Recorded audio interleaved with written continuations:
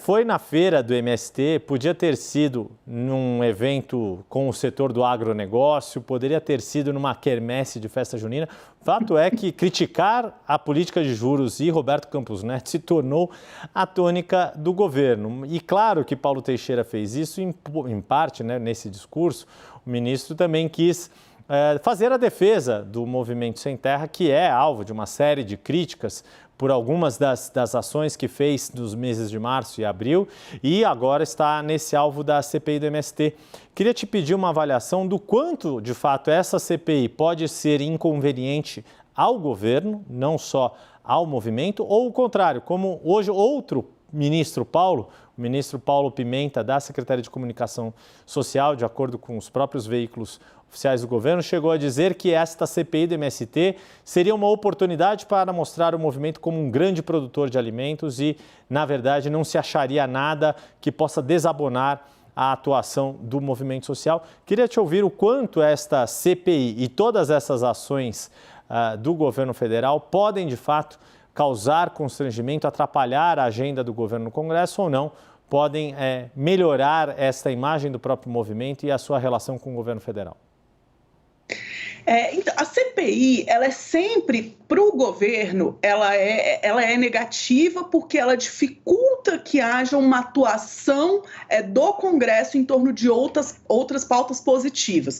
Então, é interessante a gente pensar que quando se fala de CPI, Comissão Parlamentar de Inquérito, ela funciona no mesmo horário e com os mesmos membros aonde funcionaria, por exemplo, a CCJ, a Comissão de Constituição e Justiça, quando funcionaria a Comissão de Saúde. Então, esses parlamentares que poderiam estar discutindo ações de saúde, de educação ou de meio ambiente, eles estão discutindo a atuação do MST.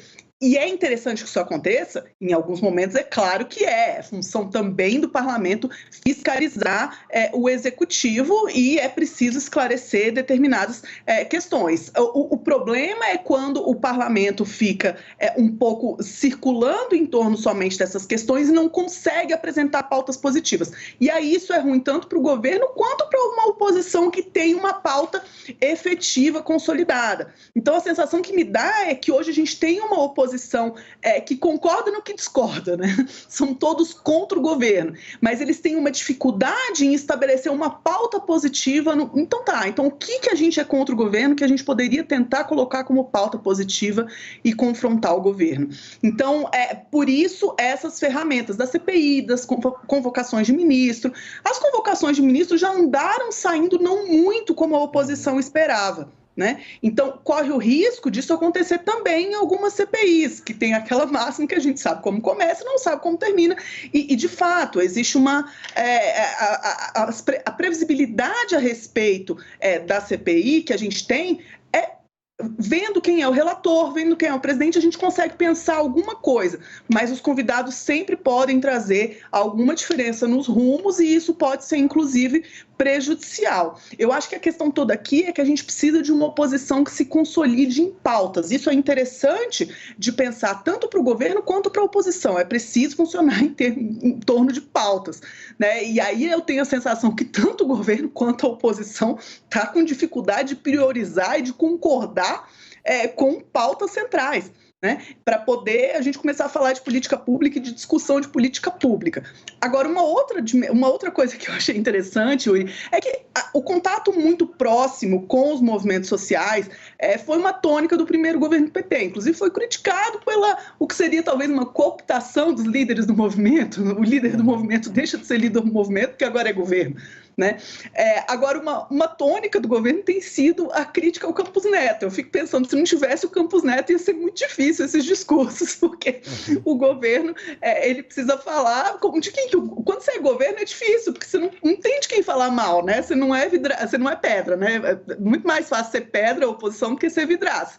Então, quando você é vidraça, é mais difícil. Então, acho que vários membros do governo estão achando uma boa solução em falar mal do Campos Neto. E eu acho que isso, assim, do ponto de vista da autonomia do Banco Central, é quase salutar, é de esperar que a lei da autonomia vá gerar em certos momentos, diferenças entre o presidente da República e o presidente do Banco Central. E o que a gente está assistindo é que, a despeito dessas diferenças, essa instituição está se mantendo. Então, guardadas as devidas proporções do nível às vezes, desses conflitos públicos, eu acho que talvez a gente esteja assistindo uma instituição que está se consolidando, né, que é dessa autonomia do Banco Central. Sem dúvida. E acho que os próprios agentes disso, né, o próprio presidente do Banco Central, Roberto Campos Neto, o ministro Fernando Haddad da Fazenda, chegaram a falar que há um aprendizado. É a primeira vez que o Brasil tem um Banco Central com autonomia e com um presidente que não foi diretamente indicado pelo governo de momento. Isso vai ser um aprendizado que o tempo vai tratar de cuidar.